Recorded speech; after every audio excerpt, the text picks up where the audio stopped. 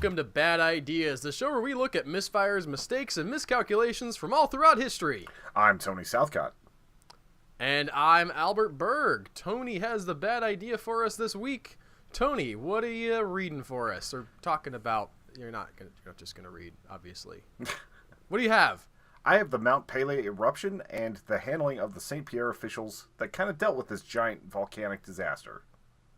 Okay, so I'm assuming from what you've just told me that Mount Pelée is a volcano. Yes, Mount Pelée is most definitely a volcano. And it erupted and that was a bad idea. Now, the bad idea is more in the handling of the officials around this, more than, a volcano erupting. That's something we don't have that much control over. Maybe building a city in the shadows of a volcano is just a bad idea, but let's get to the story. Okay. At the turn of the 1900s, St. Pierre was considered the Paris of the West Indies. On the island of Martinique, this town had just over 26,000 people and was a beautiful center for culture, prosperity, and industry. It rested on a bay of crystalline clear light blue water and stood in the shadow of some quickly rising mountains. Jutting from the sea just a few kilometers behind St. Pierre stood Mount Pelée, a moderately quiet volcano. I want to take issue with the phrase, the Paris of the East Indies. It's actually the West Indies. That was my mistake. Okay. I want to take issue with the phrase, Paris of the West Indies. Isn't that kind of like being the Paris of North Dakota? I mean, you're not Paris. You're just a nice town. Yeah, it was a very nice town, and they had good theaters and cathedrals and all sorts of stuff. It was a very prominent, prosperous little town in the middle of the Caribbean. A little bit north of French Guiana. I had to get out my North Dakota hate there. There's another thing. Sorry, North Dakota. Occasionally, the town had seen wisps of smoke rise from the mountain, but only the eldest residents remembered the 1851 eruption that happened. This eruption caused some flooding and some property damage, as well as everything being covered in a few inches of ash. It was scary, but nothing that the town couldn't handle. During the early months of 1902, tremors began slowly rumbling the city. People noticed that insects and birds were leaving the area around the mountain, dogs were acting funny, and everything that was living in that area was trying to get away. On the morning of April 23rd, 1902, the wispy smoke came back, this time accompanied by an overpowering stench of sulfur. It's unfortunate these guys were living in 1902 and not in today's day and age where, you would have seen at least 4 or 5 disaster movies with this exact thing in the plot. Yeah, you have the one concerned geologist being like, why is this water temperature rising so quickly? People started to get nervous once this hit, but life continued as normal. Electoral primaries were happening, and a few radical parties were working hard to challenge the status quo. Governor Louis Moutet, these elections brewing between the socialist, radical, and progressive parties. A runoff election was slated for May 11th between the top 2 candidates, and both Louis Moutet and local newspapers like Les Colonnes were determined to let the election happen and immediately started to downplay the danger of the volcano.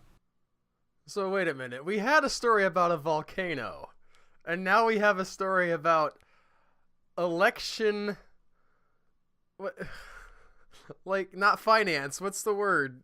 Electioneering? Yeah, I think it's just electioneering, which isn't in itself, it's a crappy thing because politics suck, but it's not exactly some bad story. Star Wars Episode 1 me here. Come and hear this story about a volcano. All right, I've got you. There's lava brewing. By the way, let's get into the politics of the West Indies. Well, it all comes together. It all makes more sense here soon. Okay. On the 25th and 26th, the billowing smoke turned into rock ejections from the caldera of the volcano. Ash began to cover the town, but public officials still told townspeople not to worry. On the 27th, the first excursions to investigate the volcano were sent out. Members of this squad found that there was water surging from underground in the caldera of the volcano, and it was making an already large lake even larger. It was over 600 feet wide usually, and expanding from there, and it was just straight up boiling. From hundreds of meters away, they actually could hear it boiling like a giant cauldron. So they're going up to the volcano. On the way to the volcano, there's a lake? This is in the bowl of the volcano. A lot of times inside of volcanoes, there is a lake that's kind of a... Oh, I guess I could see that, because they're not always, exposed lava inside there, so you do have that divot, and it's going to fill up with water. Yep, exactly.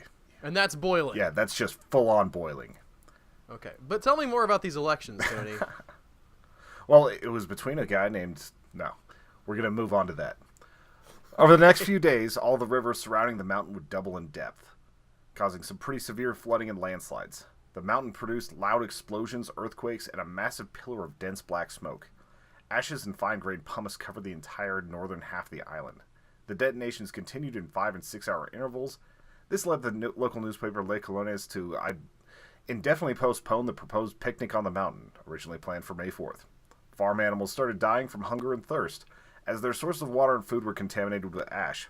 The paper did, however, put an upbeat article on all this, saying, "Yesterday, the people of St. Pierre were treated to the grandiose spectacle in the majesty of the smoking volcano."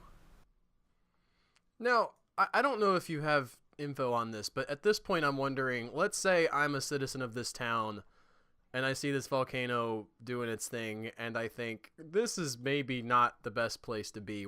Do I have options to leave? Like, is there a boat or a road to somewhere else that I can easily access? A lot of people at this point were starting to take boats out of there whenever they could. They would commission like these private boats or just take ferries to other parts of the island. Some people just left voluntarily. But that's where the politics of this started coming up and getting really weird. Because there were a lot of reports that the army was being mobilized because of the refugees from the hills around the volcano coming in and causing some violence, some theft, and things like that. But there was also a lot of talk that they were keeping people from leaving because they wanted them there for the elections.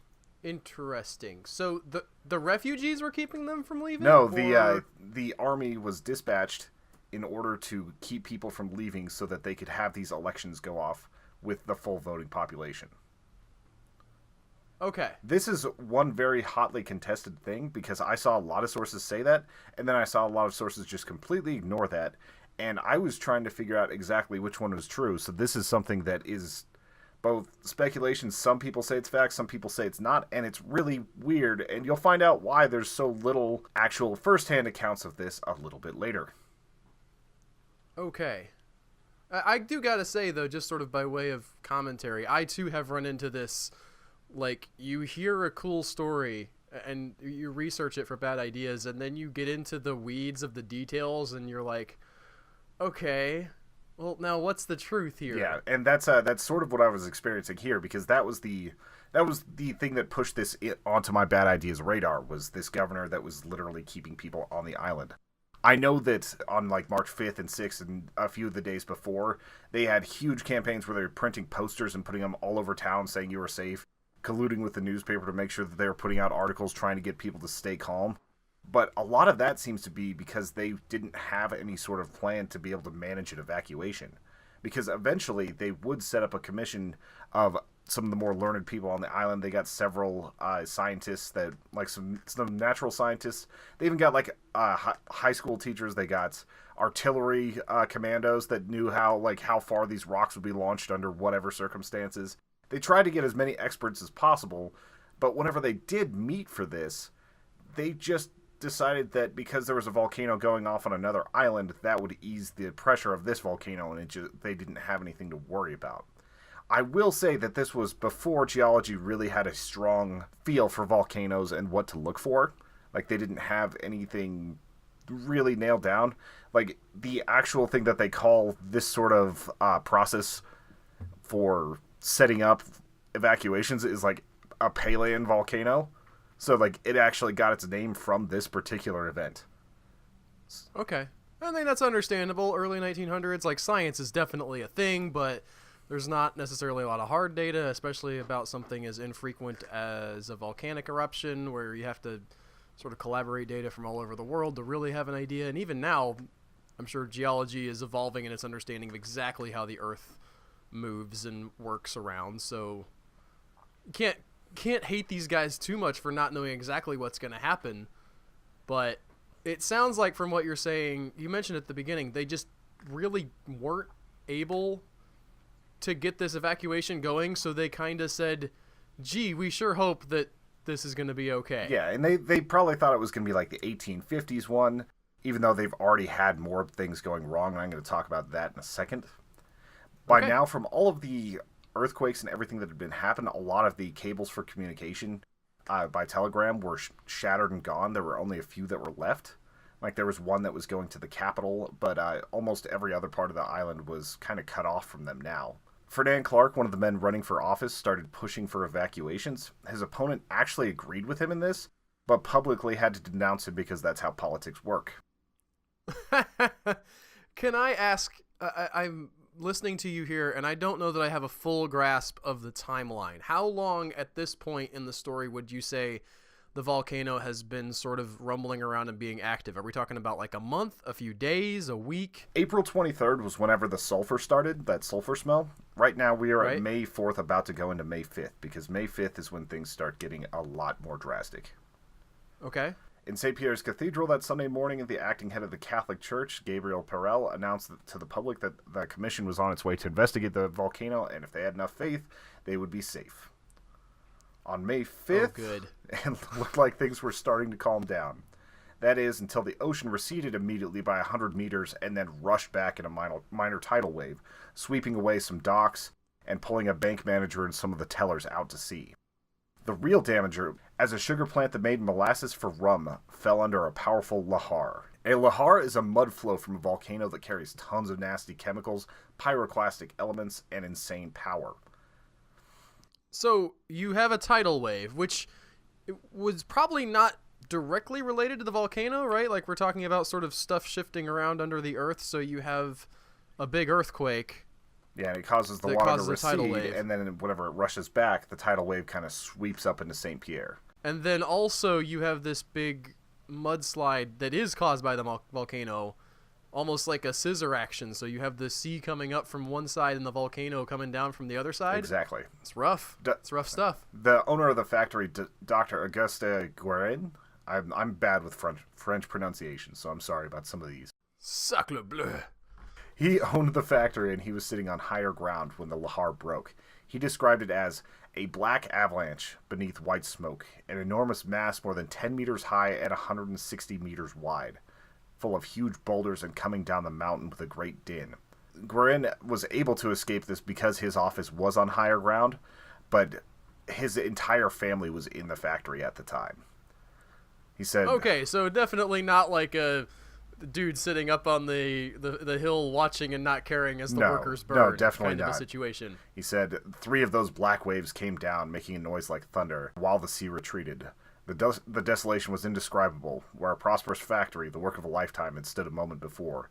There was nothing left but an expanse of mud forming a black shroud for my son, his wife, and my workmen. So, like... That's rough. Yeah, 159 people died in that.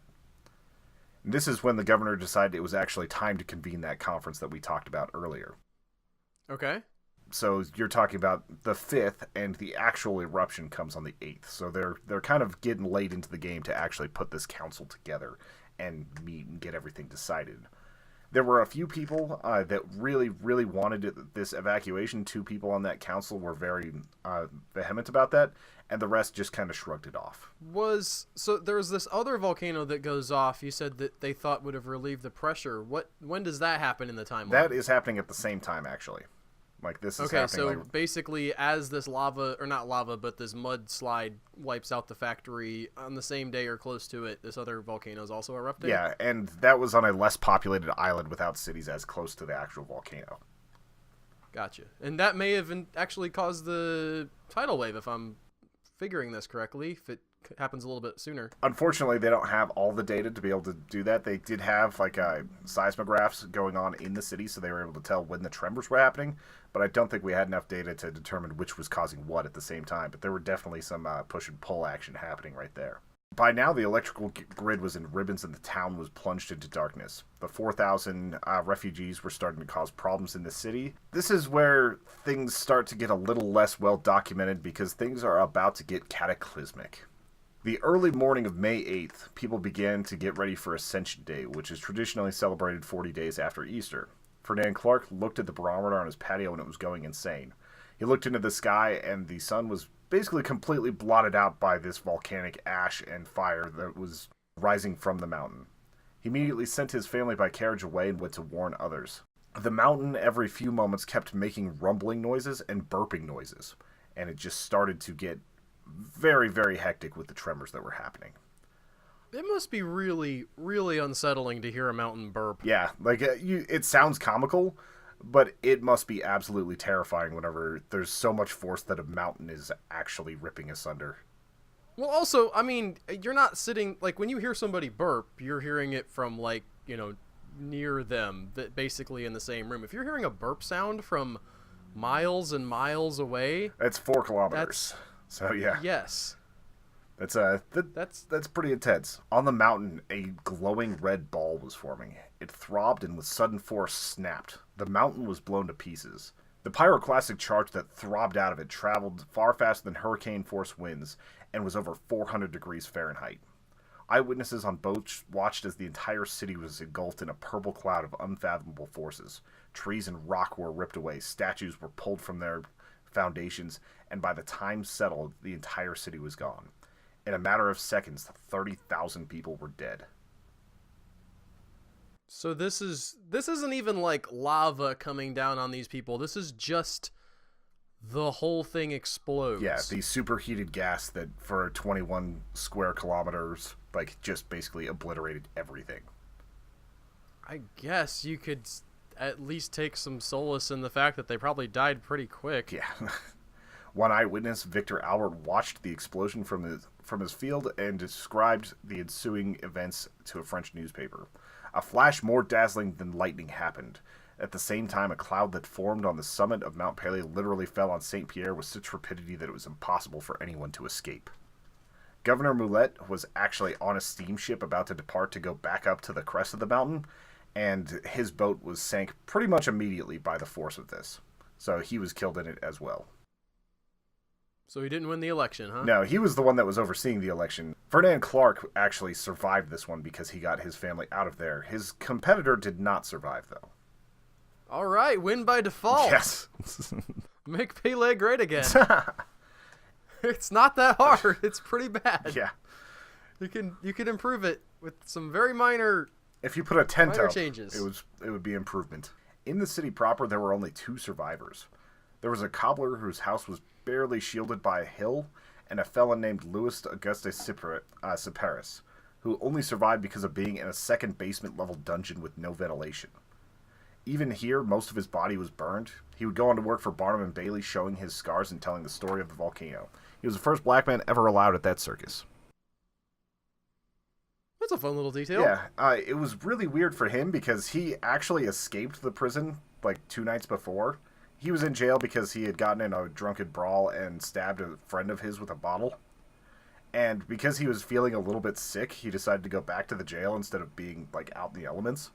So he went back like the night before, got locked up, and that's the only thing that saved his life.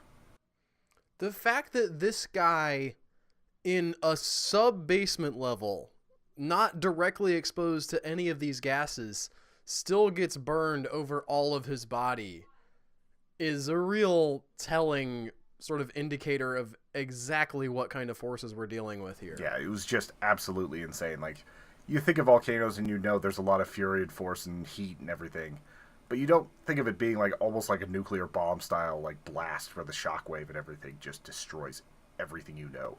And especially at the time, we're not talking about people who have the nuclear bomb as a reference point. Yeah, like that's a different level of fury than they could even understand. I don't think there's anything else, like even an avalanche or something like that wouldn't destroy a town quite so completely.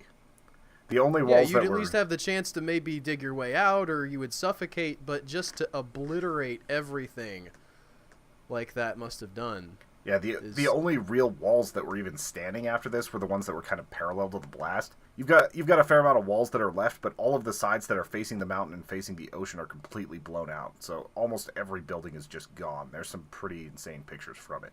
It sounds insane. I'm glad I was not there. Hope not to experience anything like that. Yeah.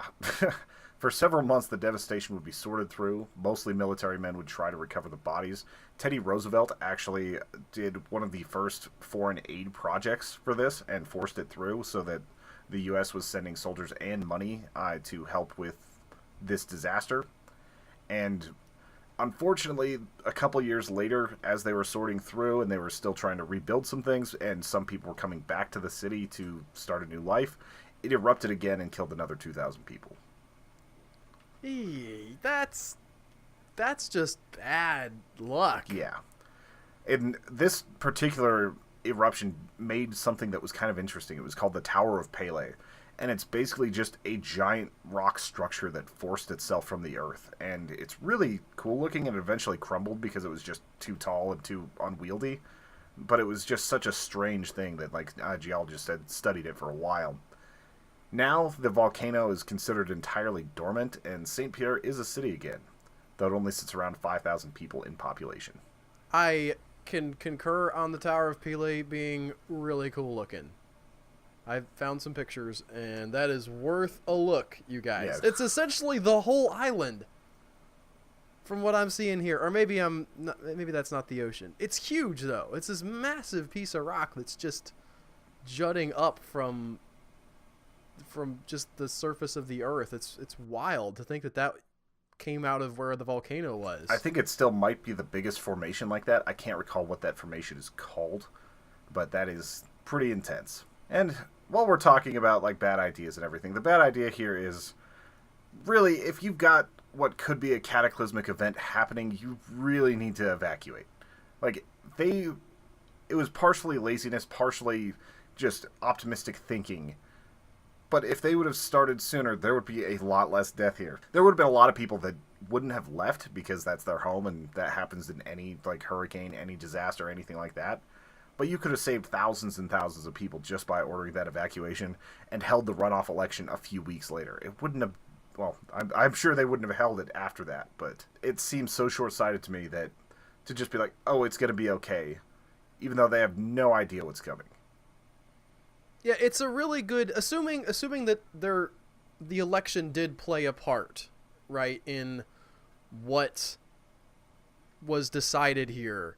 Assuming that is the case, and we don't have definitive evidence for that, it really... We know that the newspaper was pushing for it and telling people they were fully safe and they needed to stay to vote, like directly saying stay to vote. We know that they put posters up saying pretty much the same thing. We don't know how forceful they were about keeping people from leaving. Those are still rumors because a lot of the people that could have affirmed those are dead. But regardless, it's a really interesting lesson about sort of the short-sightedness of human life. The idea that the things that we think are important are not as important as we think they are, and we sort of misvalue how to judge things like this. It's also, I mean, I do think that we have to give them a little bit of credit and cut them some slack for the fact that they are living on an island in 1902. It's probably not...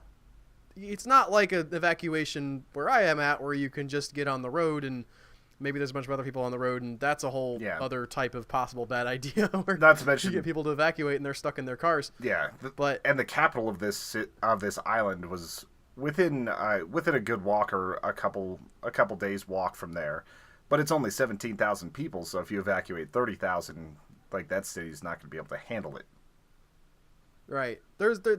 Disasters on their own are just a huge problem for humans. So we can't necessarily blame all of this. We can't say that nobody would have died if there had been better decisions, but we could have saved some of them. Yeah, and more of them than we did. And the governor who was kind of delaying these sorts of things did lose his life in this disaster, so he gambled wrongly, and it just didn't pay off. So. Well, wasn't that fun? What's more fun is whenever you guys support us on Patreon. If you go to patreon.com/humanechoes, you can join and get access to our other podcast, the Bonus Podcast, which is one of the funnest things that we make. You also get really cool pins and various other things. Check out our YouTube channel, youtube.com/humanechoes, and you'll be able to see our gaming content and many of the other things we make. It's a great time. And I'm Tony Southcott, at TSouthcott on Twitter. That's Albert Berg, Albert_Berg, and we will see you guys next week with more bad ideas. Take care, y'all.